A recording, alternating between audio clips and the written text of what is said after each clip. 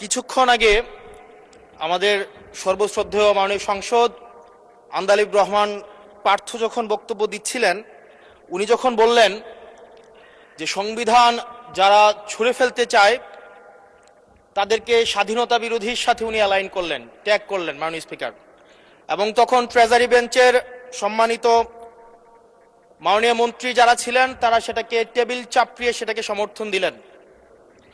মাননীয় স্পিকার, গণতন্ত্রের জন্য যিনি আপোষহীন লড়াই করে গিয়েছেন বেগম জিয়া, উনি বলেছিলেন যেদিন জনতার সরকার প্রতিষ্ঠিত হবে, যেদিন এই পার্লামেন্ট জনতার সরকারের কাছে যাবে, এদিন এই সংবিধানকে ছুঁড়ে ফেলা হবে।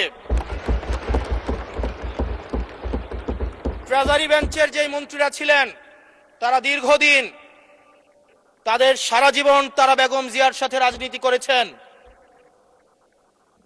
এই সংবিধান ছুঁড়ে ফেলার সাথে স্বাধীনতা যুদ্ধাপরাধীর অ্যালাইন করার যেটার হাততালি তারা দিয়েছেন, সেটির মধ্য দিয়ে বেগম জিয়াকে তারা মূলত অপমান করেছেন কিনা তারা সেটা ভেবে দেখবেন।